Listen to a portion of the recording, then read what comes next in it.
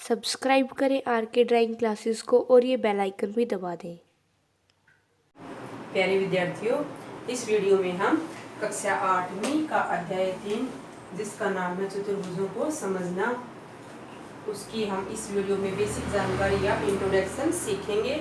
चतुर्भुजों को समझना, वैसे तो चतुर्भुज चार भुजाओं से बनी हुई आकृति बंद आकृति को कहते हैं, लेकिन इसमें चतुर्भुज के अलावा भी काफी सारी परिभाषाएं आपको दी हुई हैं जिनके नाम आपको काफी जटिल लगते होंगे। सबसे पहले हम उनके बारे में ही डिस्कस करेंगे, उसके बाद नेक्स्ट वीडियो से हम फिर प्रश्नावली 3.1 स्टार्ट करेंगे।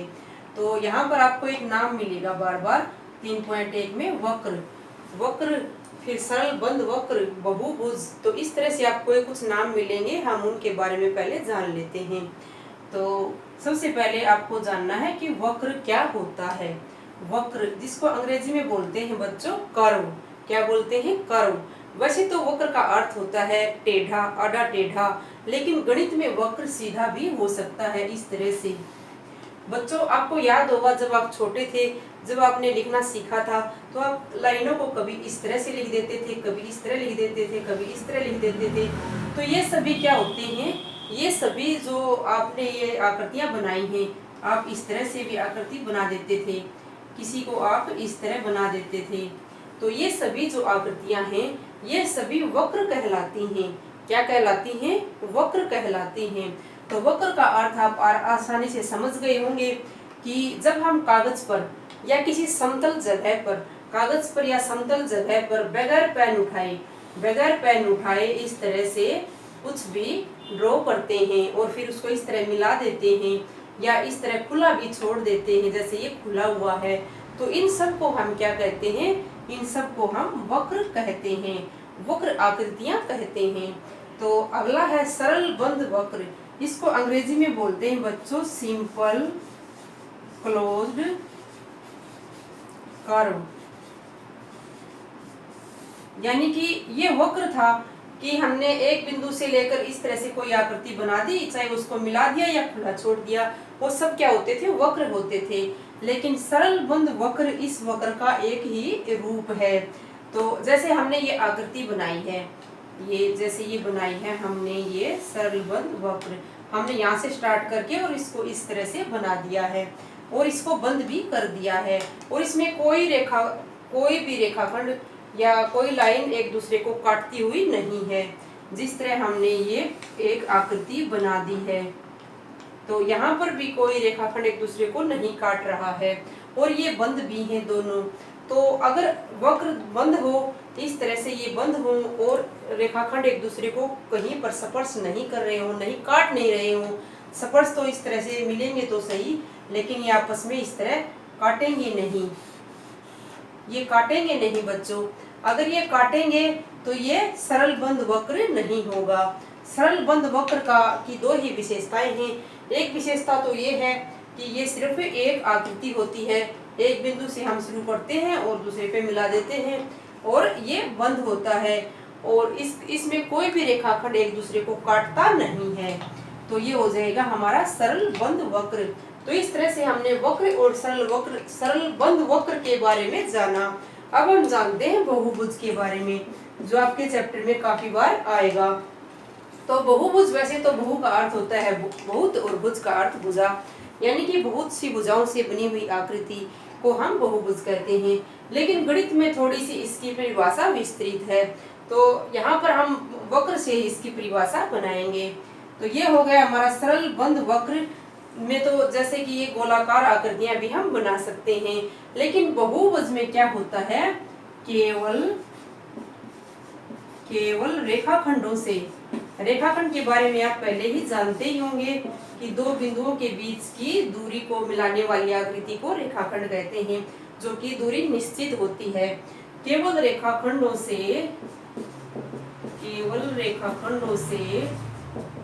बने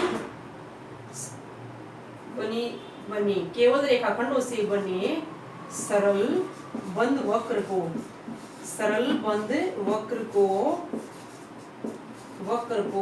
बहुभुज कहते हैं। तो ये जो हमारा हमने पढ़ा अभी सरल बंद वक्र, उससे आगे की परिभाषा है बहुभुज केवल रेखाखंडों से बने सरल बंद वक्र को बहुभुज कहते हैं।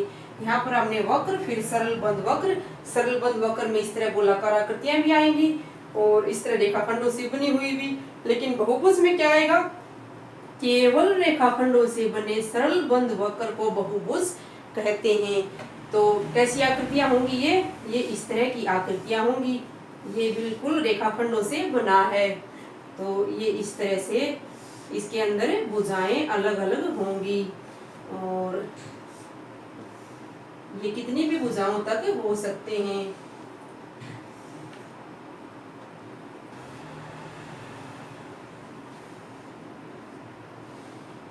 इस तरह से ये 5 भुजाओं की भी हो सकती है और ये 6 भुजाओं की भी हो सकती है बच्चों। ये कितनी भी भुजाओं की आकृति हो सकती है, लेकिन ये सरल बंद वक्र होना चाहिए और केवल रेखाखंडों से बना होना चाहिए। तो इसको हम क्या बोलेंगे? इसको बोलेंगे हम बहुभुज। तो हमने यहाँ पर पढ़ा वक्र, फिर सरल बंद वक्र केवल रेखाखंडों से बना हुआ, जिसको हम बहुभुज कहेंगे। अब हम पढ़ेंगे बहुभुज के प्रकार। तो बहुभुज को 2 प्रकार से बांटा गया है। एक प्रकार तो इसका जो इसके अंदर हम शीर्षों को मिलाएंगे, जैसे कि इसके अंदर ये जो सम्मुख शीर्ष हैं इनको मिलाते हैं, बहुभुजों को इनको मिलाते हैं, शीर्षों को, इन शीर्षों को मिलाएंगे तो ये शीर्ष अगर बहुभुज के अंदर ही रहेंगे, अंदर ही मिलेंगे, तो इसको हम बोलेंगे उत्तल बहुभुज। तो इनको क्या बोलेंगे? उत्तल बहुभुज। अब मैं लिख देती हूँ यहाँ पर उत्तल बहुभुज और अवतल बहुभुज।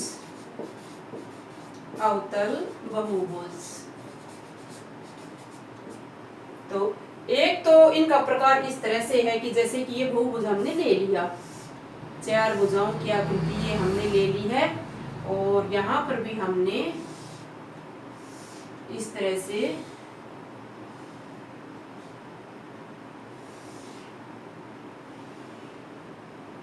इसके अंदर भी 1 2 3 4, इसके अंदर भी 1 2 3 4, दोनों के अंदर 4 रेखाखंडों से बनी है 4 भुजाएं हैं, यानी कि दोनों चतुर्भुज हैं।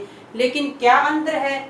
इसके अंदर हम इसके अगर विकर्णों को मिलाएं, इसके विकर्णों को अगर मिलाएं, इसको भी अगर मिलाएंगे तो ये बहुभुज के अंदर ही रहेगा, ये बहुभुज के अंदर ही रहेगा। और अगर हम इसके विकर्णों को मिलाएं तो ये विकर्ण है इसका, ये सम्मुख शीर्ष है। विकर्ण क्या होता है कि जो आकृति में सम्मुख शीर्षों को मिलाने वाला रेखाखंड, उसको हम विकर्ण बोलते हैं। जैसे मैंने यहाँ से यहाँ तक मिला के दिखाया था और ये यहाँ से यहाँ मिलाया है, इसको भी हम यहाँ से यहाँ मिलाएंगे तो ये विकर्ण बन जाएगा। तो अगर इसके विकर्णों को मिलाएं, हम इसके विकर्णों को मिलाएं बच्चों हम यहाँ पर, तो ये कहाँ मिला? ये बहुभुज के बाहर की तरफ मिला। तो बाहर की तरफ मिलता है यानी कि बहिर्भाग में, तो इसको बोलते हैं बहिर्भाग। और ये होता है अंदर का भाग, अभ्यंतर। ये होता है अभ्यंतर। और ये इस चतुर्भुज का बाहर का भाग है, ये सारा ये वाला, ये है सारा बहिर्भाग, बाहर का भाग। तो उत्तल बहुभुज में जो है विकर्ण कहाँ मिलेंगे? अभ्यंतर में, यानी कि अंदर में। और अवतल बहुभुज में कहाँ पर मिलेंगे विकर्ण? बहिर्भाग में। तो इनमें सिर्फ यही अंतर होता है, उत्तल बहुभुज और अवतल बहुभुज में। क्या अंतर होता है? इनमें विकर्ण अंदर मिलेंगे और इसमें विकर्णों को मिला के देखेंगे तो कहाँ मिलेंगे? बाहर मिलेंगे। विकर्ण क्या होते हैं? हम किसी भी आकृति में, जैसे चतुर्भुज है, उसके अंदर अगर सम्मुख शीर्षों को मिलाएं तो उसको मिलाने वाला रेखाखंड जो है उसको हम क्या बोलेंगे? विकर्ण। जैसे हमने ये मिलाया और अगर हम इसको मिला दें, फिर हम इनको मिला दें, तो ये सब क्या है? इसके विकर्ण हैं। तो इस तरह से बहुभुज का एक प्रकार इस तरह से हम विभाजित करते हैं उत्तल और अवतल में। दूसरे तरीके से बहुभुज समबहुभुज और विषम बहुभुज के रूप में बांटी जा सकती है। समबहुभुज और विषम बहुभुज। विषम बहुभुज। अगर बहुभुज के सभी कोण और सभी भुजाएं बराबर हों, अगर बहुभुज के किसी बहुभुज के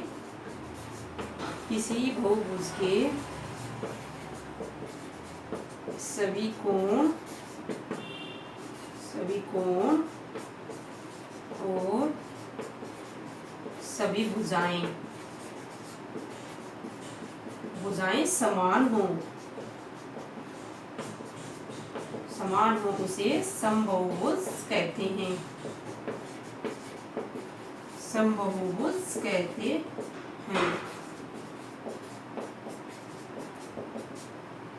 लेकिन अगर बहुभुज के सभी कोण और सभी भुजाएं समान न हों, लेकिन अगर बहुभुज के सभी कोण